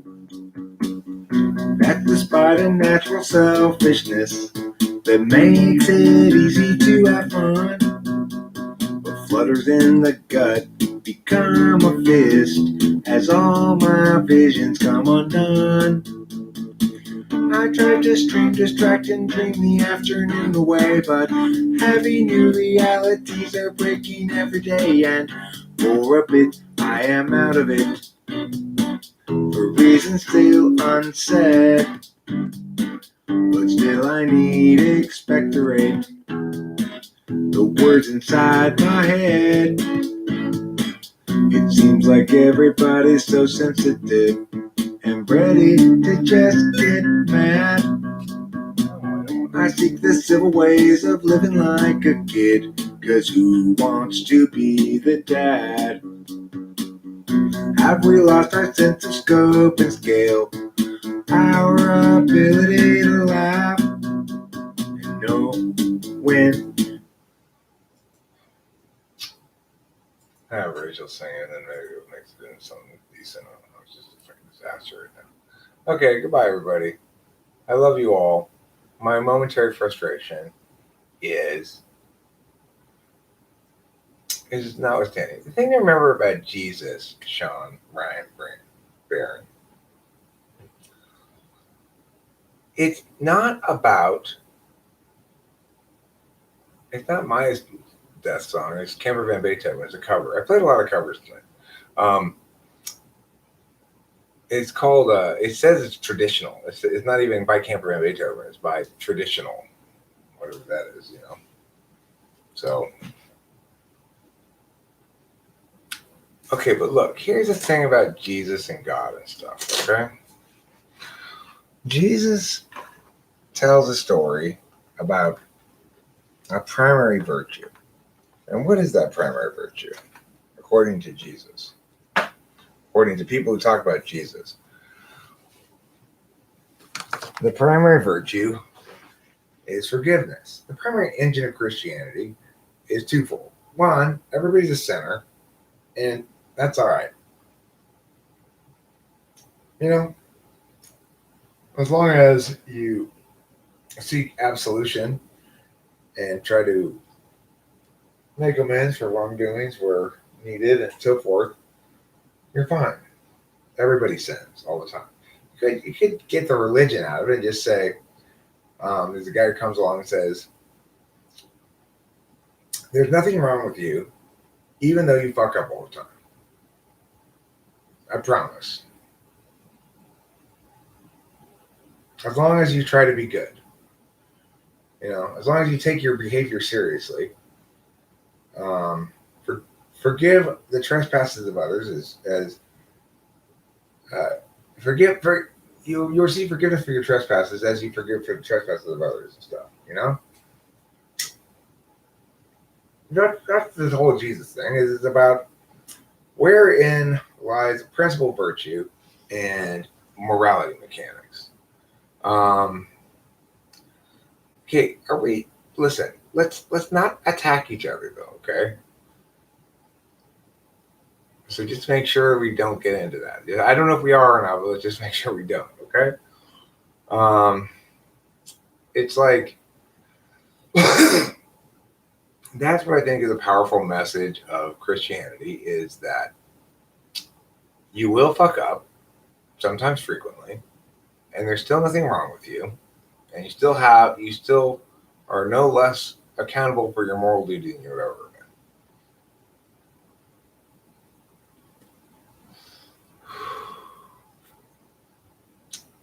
I mean, the thing is,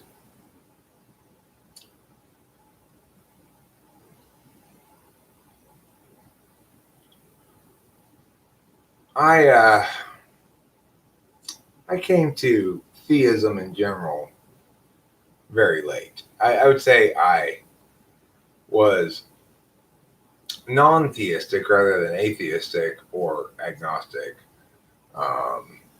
meaning I didn't want to argue about it, basically. I didn't see any point in arguing about it. I was like, why would you ever argue about something that has no definition? Its lack of definition invalidates it. That's what I used to think. But since I've become a Christian, I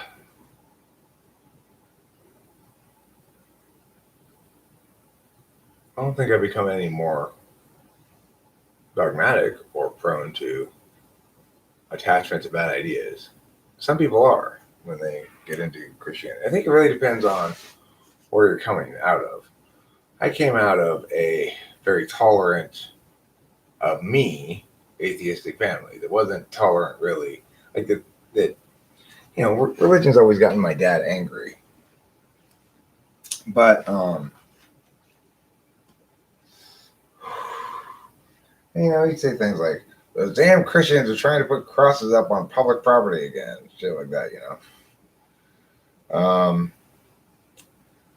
But I was never exposed to the bad kind of religion, really at all, or bad experiences with religion. So when it came time to quit drinking, and I said to myself, well, you're going to do the behaviors that they instruct you to do as a way of sort of humbling yourself and recognizing that your approach to quitting drinking has not worked. And so try what they say to do.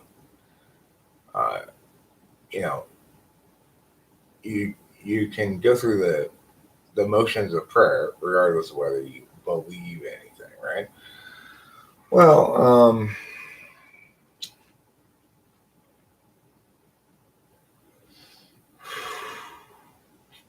magical thinking for me is a beautiful area of growth. I think for people who are too caught up in magical thinking, then they probably need to become less spiritual and more spiritualism.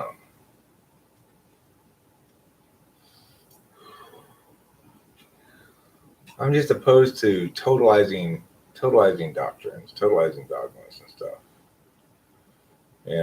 It's like I recognize the limits of my magical thinking. It's not something I can justify with logic or reason. If it were, then it wouldn't require any faith. And obviously, belief in a higher power is a faith-based operation. So it's a personal operation, fundamentally. It shouldn't really, I don't understand why it really involves a lot of other people. I don't mind talking about it with other people like this, but what I really don't want to do? I don't want to fellowship with you or anybody else, really. I don't get this idea of fellowshipping, but to me, that just seems to be like, it's not a good idea to fellowship for the same reason it's not a good idea to wait until we all have to poop and then poop together, right? It's a private thing.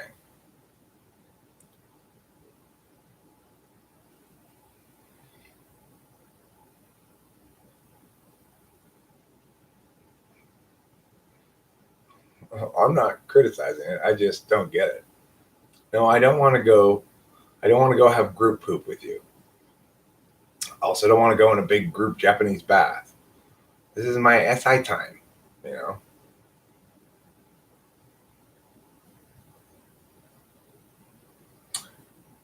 Yes. Hell does too. But in hell, there's nothing but camel whites. No Marlboro Reds. In heaven, it's all Marlboro Reds, all the way to the bottom. There's also lots of good weed in heaven. Well, I'm talking about God's Big Heaven, of course. As the preacher of God's Big Heaven Church, I am pleased to announce that I've got a preferable alternative for you to your current church Because let's say you're currently Catholic. Well, their heaven doesn't even have Wi-Fi. Let's say you're currently Protestant. Their heaven is quite fussy. You don't really want to go there.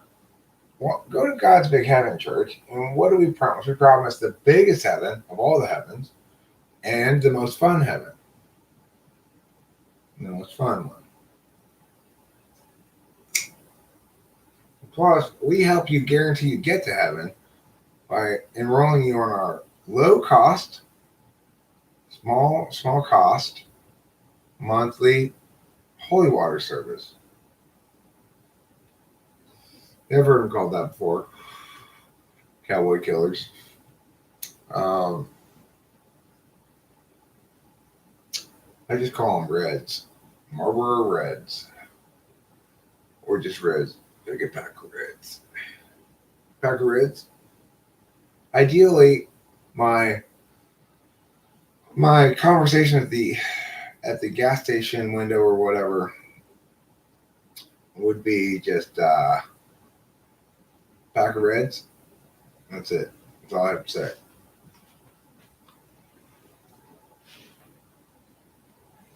It even gets better than that, really, because the Asian ISFJ, she's got to be an ISFJ, who works at the gas station. She knows me and what I get there. So I don't have to say a word to her. We have 0-word exchanges. I walk in, she just goes, and sometimes I'll go 2, and sometimes I'll go 1, but I want 1 or 2 packs. And she puts it on the thing and charges me, and I pay for it, and I walk out, and we don't say a word to each other. It's fantastic. That's the perfect kind of commercial exchange. But the reason I think she's an ISFJ is one time, I guess, some shifts overlapped it or something, and so there was somebody else who was in the place where they sell cigarettes, and she had been delegated to go outside or designated to go outside and sweep. I've never seen somebody sweep so ridiculously terrible. It was crazy how terrible of a sweeper she was. I didn't know anybody could sweep that badly. And it wasn't like she was being surly about it. She just had no idea, no concept how to use a broom. It's like, do you think you're sweeping? Is that what you think, lady? You think you're sweeping right now? That is not sweeping. I will demonstrate how this lady swept.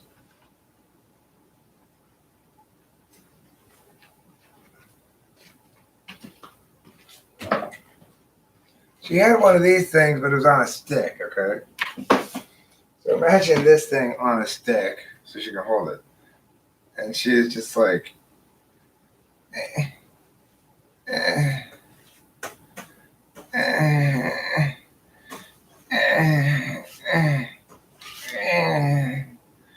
just like that.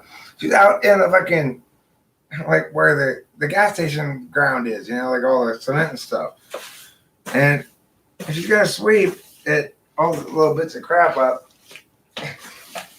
There's way too much space for her to be sweeping like that, right? I'm just like, what do you think you're doing? I didn't say anything to her, obviously, but that is not sweeping, lady. That is some TE polar sweeping there. You do not know how to use a broom properly. That's why I'm offering new and improved sweeping lessons to any TE polar people out there who work at gas stations. Let's get my target audience, target demographic.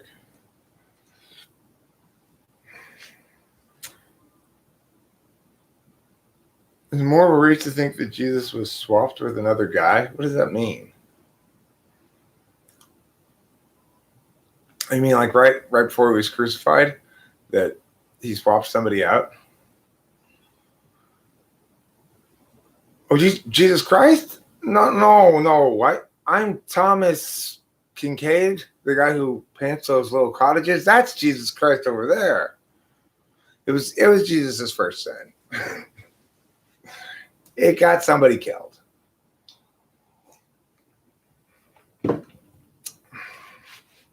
Well, Muslims can think what they want. Leave term, I don't give a fuck.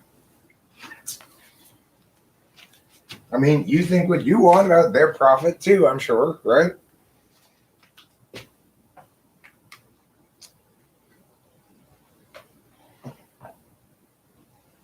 I'm not a fan of the sacred, you know?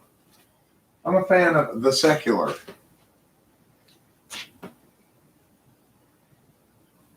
I'm a fan of the secular and my own personal relationship with anal wellness sweeping. Anal wellness sweeping is another name for God.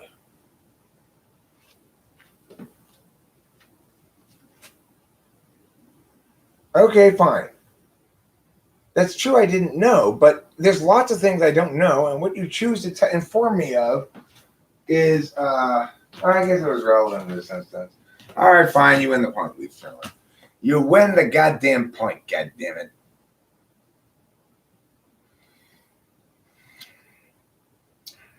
Enamas? Listen.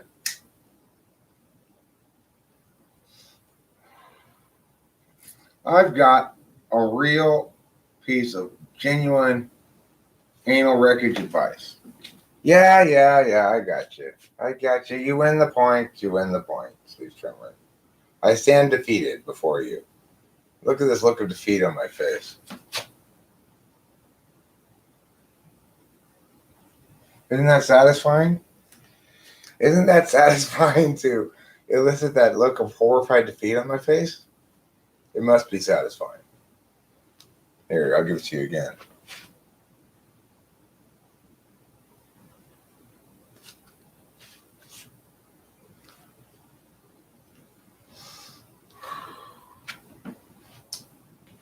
All right, good.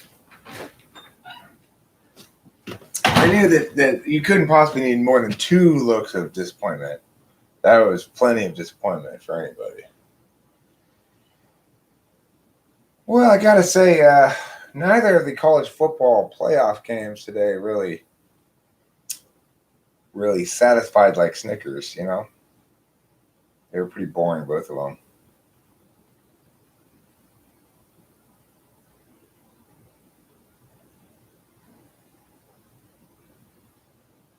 Well, I guess this is goodbye. Goodbye, everybody. I love you.